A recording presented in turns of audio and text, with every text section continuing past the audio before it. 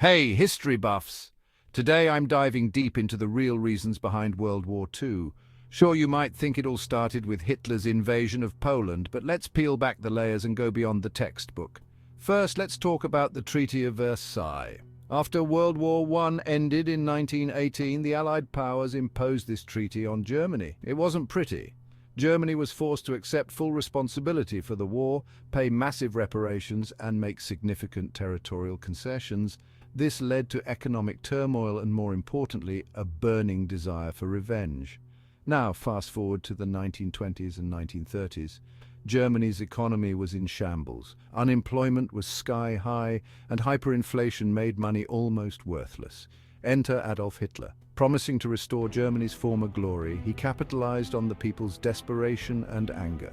It wasn't just Germany, though. The Great Depression had hit the entire world, causing widespread misery and instability. But economic hardship was just one piece of the puzzle. Ideologies were clashing. Fascism in Italy, Nazism in Germany, and militarism in Japan were on the rise, all driven by a mix of nationalism and expansionist ambitions. Meanwhile, democracies like Britain and France were struggling to keep the peace.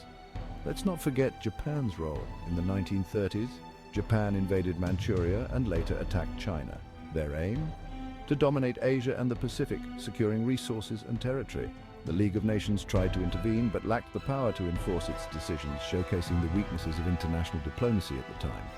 Meanwhile, in Europe, Hitler wasn't just talking, he was acting.